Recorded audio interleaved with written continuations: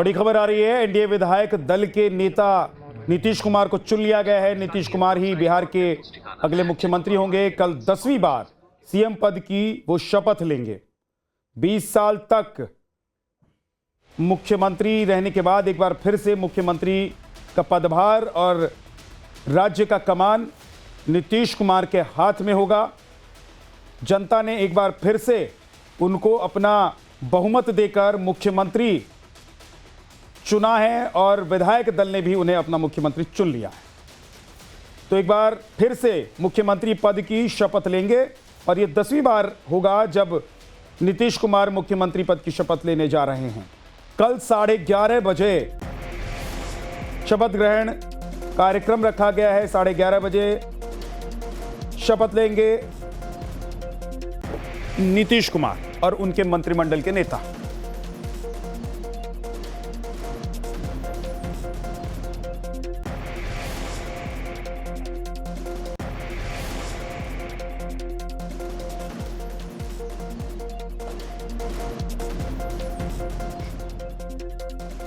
ये बड़ी खबर इस वक्त बिहार से एनडीए विधायक दल के नेता नीतीश कुमार को चुन लिया गया है। यानी कि एनडीए के जो घटक दल हैं उन सभी विधायकों ने मिलकर नीतीश कुमार के नाम पर मुहर लगा दी है और मतलब साफ है कि नीतीश कुमार एक बार फिर से बिहार के मुख्यमंत्री बनने जा रहे हैं। दूसरी तरफ विपक्ष कल तक यह दावा कर रहा था कि नीतीश कुमार बिहार के मुख्यमंत्री नहीं होंगे, लेकिन एनडीए विधायक दल के नेता नीतीश कुमार को चुन लिया गया है। और जाहिर सी बात है कि कल 11:30 बजे शपथ ग्रहण का कार्यक्रम रखा गया है। तो नीतीश कुमार और उनके मंत्रिमंडल के नेता कल शपथ लेंगे। 10वीं बार नीतीश कुमार मुख्यमंत्री पद की शपथ लेने जा रहे हैं। शानदार जीत, दमदार एक बार फिर से तरीके से मुख्यमंत्री पद को संभालेंगे नीतीश कुमार।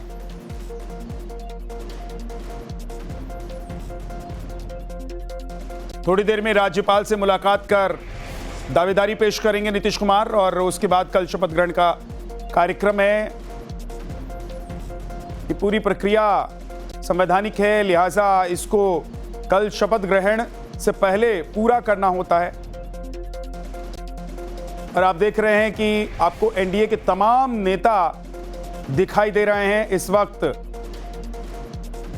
विधानसभा में। एनडीए के विधायकों की बैठक और बैठक में नीतीश कुमार को विधायक दल का नेता चुन लिया गया है। तो दूसरी ओर आज एनडीए की बैठक में नीतीश कुमार को नेता सदन यानी कि मुख्यमंत्री के लिए चुन लिया गया है। और इस समय पटना में एनडीए के विधायकों की बैठक हो रही है जिसमें नीतीश कुमार को औपचारिक तौर पर नेता सदन चुना गया है। बैठक में सभी ने ध्वनि मत से नीतीश कुमार के नाम का समर्थन कर दिया।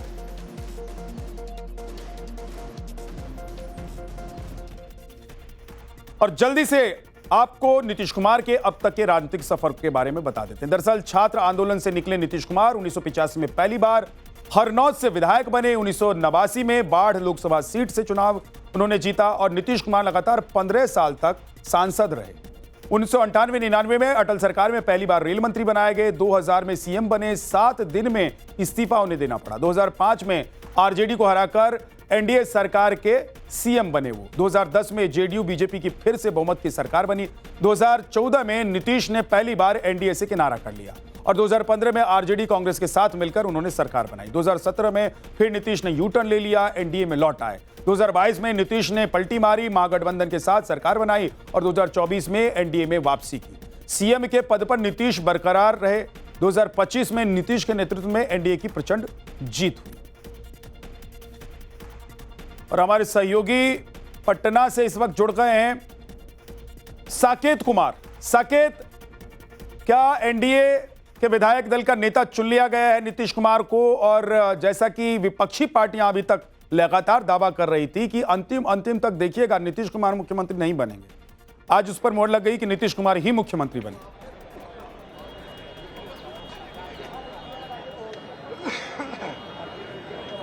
देखिए, बिल्कुल जिस तरह से चुनाव प्रचार के दौरान एक माहौल बनाने की कोशिश हुई कि नीतीश कुमार को भले चेहरा आगे करके चुनाव ये लड़ रहे हैं लेकिन मुख्यमंत्री नहीं बनाएंगे, लेकिन आप आज देखिए एक के बाद एक आज बैठकों का दौर सुबह से चला। पहले बीजेपी विधायक दल की बैठक हुई, वहां पर नेता और उपनेता बीजेपी के तरफ से अपने पार्टी के लिए चुना गया, जिसमें सम्राट चौधरी और विजय सिन्हा यानी कि दोनों को फिर से रिपीट किया गया डिप्टी सीएम के पद के लिए। और दूसरी तरफ उसके बाद जेडीयू विधायक दल की बैठक हुई, वहां भी नीतीश कुमार को मुख्यमंत्री विधायक दल का नेता जेडीयू ने अपने पार्टी के स्तर पर चुन लिया। और अब अंदर जो है वो एनडीए विधायक दल की बैठक विधानसभा के सेंट्रल हॉल में चल रही है और वहां पर मुख्यमंत्री को एनडीए विधायक दल यानी कि सदन के नेता के तौर पर चुन लिया गया है इस बैठक में। और थोड़ी देर बाद यहां से अब नीतीश कुमार निकलेंगे और सीधे राजभवन वो यहां से पहुंचेंगे। राजभवन में वहां वो इस्तीफा देंगे सबसे पहले और इस्तीफा देने के बाद फिर से सरकार बनाने का दावा पेश करेंगे, क्योंकि कल 11:30 बजे का समय तय किया गया है जब पटना के गांधी मैदान में शपथ ग्रहण समारोह होगा। भव्य तैयारी है। इससे पहले जिस तरह की तैयारी आज तक जब भी मुख्यमंत्री नीतीश कुमार शपथ उन्होंने लिया है तब तक सादगी भरे माहौल में ही उनका शपथ हुआ है, लेकिन इस बार आप देखिए गांधी मैदान में भव्य तैयारी की गई है। और ये भव्य तैयारी इसलिए भी है क्योंकि एक बहुत बड़ी जीत एनडीए को मिली है। आप समझिए 89 सीटों पर बीजेपी जीती है, 85 सीट पर जेडीयू को जीत मिली है और सहयोगी दल भी काफी अच्छा परफॉर्मेंस उन लोगों ने किया है। तो एक बड़ी जीत है एनडीए की। तो ऐसे में एक भव्य तैयारी शपथ ग्रहण समारोह की पटना के गांधी मैदान में है और वहां पर प्रधानमंत्री के साथ साथ कई राज्यों के मुख्यमंत्री, केंद्रीय मंत्री, तमाम पार्टियों के बड़े नेता मौजूद होंगे। तो एक भव्य समारोह होगा, लेकिन उससे पहले आज जो औपचारिकताएं थी, चाहे वो विधायक दल का नेता चुनने का हो या फिर एनडीए का नेता चुनने का हो, वो तमाम प्रक्रिया आज पूरी कर ली गई है। अब से थोड़ी देर बाद अब राजभवन में चहल पहल ज्यादा होगी, क्योंकि मुख्यमंत्री यहां से निकलेंगे और सीधे राज्यपाल के पास जाकर पहले तो वो अपना इस्तीफा देंगे और फिर सरकार बनाने का दावा भी वो वहां पर पेश करेंगे। तो अब चंद मिनट की देरी है जब यहां से तमाम नेता और मुख्यमंत्री अंदर से बैठक के बाद बाहर निकलेंगे। जी विद्या। ठीक है साकेत, आप हमारे साथ बने रहिए। इस बीच एक और बड़ी खबर बता देते हैं। आज दोनों दलों यानी कि बीजेपी और जेडीयू की अलग अलग बैठक भी हुई। जेडीयू की बैठक में नीतीश कुमार को विधायक दल का नेता चुना गया, तो बीजेपी की बैठक में सम्राट चौधरी को विधायक दल का नेता चुना गया और विजय सिन्हा को विधायक दल का उपनेता चुना गया। यानी कि दोनों नेता एक बार फिर से डिप्टी सीएम की कमान संभालेंगे। साकेत हमारे साथ जुड़े हुए हैं। साकेत, एनडीए विधायक दल के नेता चुने गए नीतीश कुमार, लेकिन दूसरी तरफ बीजेपी ने भी जो इससे पहले जिस तरीके से बीजेपी ने सरकार चलाई है, ठीक उसी तरीके से बीजेपी आगे भी सरकार चलाना चाह रही है, क्योंकि चेहरों में ज्यादा बदलाव नजर नहीं आ रहा है। साकेत के पास हम जाएंगे, लेकिन उससे पहले आपको सुनवा देते हैं कि अभी जो राजनीतिक हलचल दिखाई दे रही है, इस बीच कौन क्या कह रहा है। भारतीय जनता पार्टी के विधायक दल ने सर्वसम्मति से श्री सम्राट चौधरी जी को विधायक दल का नेता चुनने का समर्थन किया है और हमारे उपनेता के लिए जो उप मुख्यमंत्री के रूप में शानदार कार्य करने का काम किया है, बहुत ही वरिष्ठ नेता हैं आदरणीय श्री विजय कुमार सिन्हा जी, उनके नाम का भी प्रस्ताव आया है और सर्वसम्मति से समर्थन मिला। मैं विधायक दल के नेता के रूप में श्री सम्राट चौधरी जी और उप नेता के रूप में श्री विजय सिन्हा जी के नाम का ऐलान करता हूं। जी का आशीर्वाद से पार्टी के विधायक दल के नेता के तौर पर पार्टी ने मौका दिया। पार्टी के एक एक कार्यकर्ता की जीत है और पार्टी ने जो दायित्व दिया है उसको आगे बढ़ाना। प्रधानमंत्री, गृह मंत्री, राष्ट्रीय अध्यक्ष, शीर्षक नेतृत्व को हृदय से आभार, सभी विधायकों को हृदय से आभार। तो अब आपको एक बार बता देते हैं कि कौन कौन से चेहरे इस बार नीतीश सरकार में आपको दिखाई देंगे। नीतीश कुमार के नाम पर मोहर लगते ही अब बिहार सरकार की तस्वीर साफ हो गई है। जो तस्वीर निकलकर सामने आ रही है वो कैसी है वो देख लीजिए। नीतीश कुमार एक बार फिर से मुख्यमंत्री बनने जा रहे हैं। नीतीश कुमार फिर से शपथ लेंगे कल 11:30 बजे। सम्राट चौधरी फिर से डिप्टी सीएम होंगे, शपथ लेंगे ये भी कल शपथ ग्रहण के कार्यक्रम में। तो दूसरी तरफ विजय सिन्हा को भी डिप्टी सीएम बनाया जा रहा है। ये तीन प्रमुख चेहरे, बीच में आप नीतीश कुमार को देख रहे हैं जो मुख्यमंत्री पद की शपथ लेंगे, और दोनों तरफ डिप्टी सीएम सम्राट चौधरी और विजय सिन्हा। अब आइए जरा आपको बताते हैं कि मंत्रिमंडल का हिस्सा कौन कौन सा चेहरा होगा। विजय चौधरी नीतीश कुमार मंत्रिमंडल का हिस्सा होंगे, साथ ही साथ विजेंद्र प्रसाद यादव, मदन साहनी, सुनील कुमार, श्रवण कुमार, अशोक चौधरी और मंजीत सिंह। इसके अलावा श्याम रजक और लेसी सिंह को भी जगह इस मंत्रिमंडल में मिलने जा रही है। तो ये तमाम अभी तक जो नाम और चेहरे निकलकर सामने आए हैं वो हैं, तो ये जेडीयू के थे। लेकिन अब बीजेपी की तरफ से देखिए, सम्राट चौधरी, विजय सिन्हा, ये दोनों उप मुख्यमंत्री होंगे। इसके अलावा रामकृपाल यादव, नितिन नवीन और मंगल पांडे मंत्रिमंडल का हिस्सा होंगे। ये बीजेपी के कोटे से नीतीश सरकार में अपना कामकाज संभालेंगे। इसके अलावा हरी सहनी, नीरज बबलू, संजीव चौरसिया, श्रेयसी सिंह, राजू सिंह और जनक राम, ये चेहरे भी मंत्रिमंडल का हिस्सा होंगे। ये बीजेपी के कोटे से होंगे। तो ये तमाम वो नाम हैं जिनको मंत्रिमंडल में शामिल किया जाना है।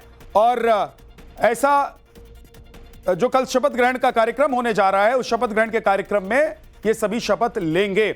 हमारे सहयोगी साकेत हमारे साथ जुड़े हुए हैं। साकेत, जो अभी नाम निकलकर सामने आ रहे हैं वो फाइनल हैं, और क्या पिछले बार तक जो सरकार अभी तक चल रही है उस सरकार में जो चेहरे दिखाई दे रहे थे कमोबेश पूरा मंत्रिमंडल वैसा ही होगा?